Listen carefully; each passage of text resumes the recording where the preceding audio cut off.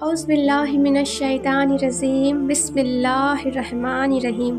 शुरू अल्लाह तबारक व ताला के नाम से जो बड़ा मेहरबान और नहायत रहम करने वाला है। ये वाक़या है सन 611 ईस्वी का। उस वक्त पूरा हिजाज और सारे अरब में बुतों और सितारों की पूजा की जाती थी।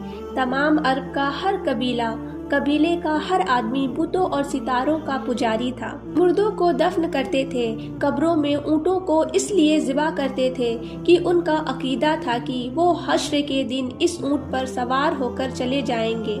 खुदा को कायनात का पैदा करने वाला मानते थे। बुतों को अल्लाह के दरबार में शफाअत करने वाला समझकर उनकी पूजा करते थे। सुबह हो चुकी थी, ठंडी हवा चल रही थी। उस वक्त मक्का के एक कोने से बहुत ही हल्की सुरीली आवाज़ पैदा हुई, जो धीरे धीरे बढ़ने लगी और बढ़ते बढ़ते इतनी बढ़ी कि मक्का शहर की गली गली कोचे कोचे घर में इसकी आवाज़ सुनी गई। आज अरबों की ईद थी। वो बहुत सवेरे जग चुके थे और आवाज़ को सुन सुनकर मर्द और बच्चे बैतुल हर्म की तरफ दौड़ने लगे। मक्का की गली कोचे में हलचल शुरू हो गई और लोगों के गिरोह तेजी से लपकते नजर आने लगे। सुरीली आवाज़ अभी तक बुलंद हो रही थी। बड़ी लुभावनी आवाज़ थी। ऐसा लग रहा था जैसे कोई सुरीला बाजा बज रहा है। लोग शहर के चारों ओर से तेजी के साथ बैतुल हर्म की तरफ दौड़ रहे थे। वो चमचमाते कपड़े पहने हुए थे और पीले पटके बांधे हुए थे। वो अरबी लिबास में थे। बैतुल हर्म यानी खाना काबा 20 शहर में कायम था। यही वो हर्म शरीफ है जिसकी बुनियाद हज़रत इब्राहिम अलैहिस्सलाम ने रखी थी। मुद्दतों तक ये एक खुदा के मानने वालों की पनाहगाह थी। अब बुत परस्तों के कब्जे में था। सब बड़ी तेजी से दौड़ दौड़ कर आ रहे थे। खाना काबा के चारों तरफ खड़े होते जा रहे थे। खाना काबा की इमारत पत्थर और चूने से बनाई गई थी। बड़ी मजबूत और शानदार इमारत, चारों तरफ ऊंचे ऊंचे शानदार दरवाजे थे। खाना काबा के नीचे एक कुआं था। यही कुआं दुनिया में जमजम के नाम से मशहूर है। कुएं की मन के करीब करीब इधर उधर बड़े बड़े 2 बुत थे। इनमें से एक बुत किसी खूबसूरत औरत की मूर्ति थी। ऐसा लगता था जैसे कोई परी खड़ी मुस्कुरा रही हो। उस बुत का नाम नाइला था। दूसरा बुत एक भारी भरकम इंसान की शक्ल का था। ऐसा लगता था जैसे कोई पहलवान अपने मुकाबले के आदमी को चित करके खुश हो रहा हो। उस बुत का नाम आसाफ था। तमाम अरब इन 2 बुतों का एहतमाम करते रहे और इनके सामने आते ही सजदे में गिर जाते थे। बाजा अभी तक सुरीली आवाज से बज रहा था। ऐसा लगता था जैसे हर्म शरीफ के अंदर बज रहा हो। खाना काबा के तमाम दरवाजे अब तक बंद थे। वजह यह थी कि अरब में आम तौर से और मक्का में ख़ास तौर से कुरैश का कबीला ही सरदार माना जाता था। कबीला कुरैश के सरदार जनाब अब्दुल मुत्तलिब थे। अब्दुल मुत्तलिब के 10 बेटों में से सिर्फ हमजा, अबू तालिब, अबू लहब और अब्बास जिंदा थे।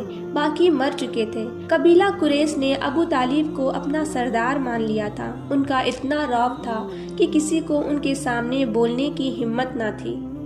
बैतुल हर्म की कुंजी उन्हीं के पास रहती थी। जब तक वो दरवाजा ना खोलते कोई आदमी बैतुल हर्म में दाखिल ना हो सकता था। जब अरब के तमाम कबीले आ चुके तो अबू तालिब अपने भाइयों के साथ आए। अबू तालिब ने आते ही दरवाजा खोला। पहले खुद अंदर गए, फिर भाई और कबीले के दूसरे लोग अंदर गए। फिर हर्म पाक के तमाम दरवाजे खोल दिए गए और अरब के तमाम कबीले झुंड के झुंड अंदर दाखिल हो गए। बैतुल हर्म की इमारत अंदर से भी बहुत शानदार थी। उसके ठीक बीच में बैतुल्ला था और बैतुल्ला के चारों ओर काले पर्दे लटक रहे थे। ऊपर छत पर एक बहुत बड़ा बुत रखा हुआ था। बड़ी डरावनी शक्ल का, काले पत्थर का बना हुआ था। इसका नाम हुबल था, जिसकी पूजा हर एक के लिए जरूरी थी। बैतुल हर्म में इतनी भीड़ हो गई कि दिल धरने की जगह न रही। हर कबीला अपने अपने चाहते बुतों की ओर दौड़ा। वहाँ बुत भी सैकड़ों थे। अलग अलग जगहों पर वो खड़े हुए थे। अजीब अजीब शक्लों के थे, काले, लाल, सफेद। बाजा अभी तक बज रहा था। अब शंख और झांझ भी बजने लगे थे। हर बुत पत्थर के चबूतरे पर खड़ा था और हर बुत के सामने उसका पुजारी बैठा था। तमाम बुतों के सामने बहुत से लोग सजदे में पड़े हुए थे। अबू तालिब, अबू लहब, हमजा और अब्बास खाना काबा की छत पर चढ़कर हुबल के सामने जा पड़े थे। बुत परस्ती का ऐसा मंजर शायद ही किसी की नज़र से गुजरा हो। अभी ये लोग सजदे ही में पड़े हुए थे कि तेज हवा का झोंका चलने लगा। हवाएं रेत के जर्रों को उठा उठा कर उड़ाने लगी। अब सूरज निकलकर कुछ ऊंचाई पर जा चुका था। धूप चारों तरफ फैल गई थी, पर आज धूप में वो तेजी, वो चमक और वो गर्मी नहीं जो हर दिन होती थी, बल्कि रोज से भी ज्यादा धूप फीकी फीकी सी लग रही थी। लोगों ने सजदे से सिर उठाया और खामोश हाथ बांधकर खड़े हो गए। अभी लोग खड़े ही हुए थे कि हवा में और तेजी आ गई। लोग हैरान होकर गौर से आसमान को देखने लगे। देखते ही देखते आसमान का रंग लाल स्याही में बदलने लगा, बिल्कुल उस तरह जिस तरह आग के बाद धुएं के गोले माहौल को अंधेरा बना देता है। इस मंजर को देखकर अरबों के होश उड़ गए। वो एक बार फिर अपने बुतों के सामने सजदे में गिर गए।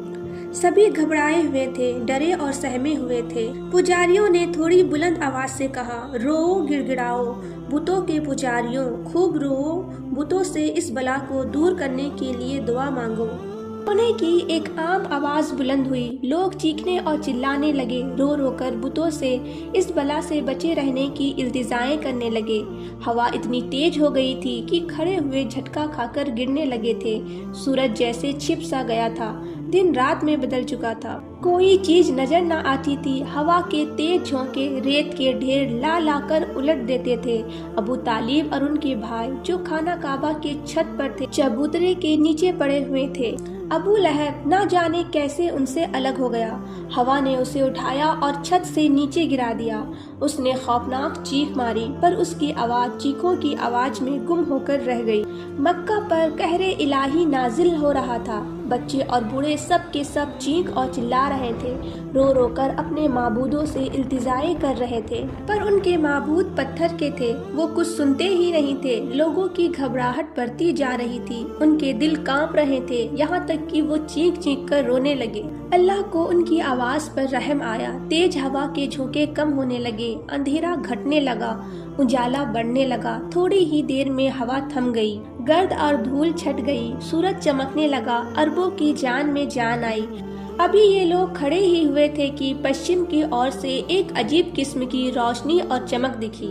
लोगों की हैरानी बढ़ गई। इससे पहले उन्होंने न ऐसी रोशनी देखी थी और न ऐसी चमक। अभी वो हैरान ही हो रहे थे कि एक बूढ़े ने बुलंद आवाज से कहा, ए शरीफ अरबो, तुमने इस रोशनी और चमक को देखा? आओ मैं तुम्हें बताऊं कि क्या बात है।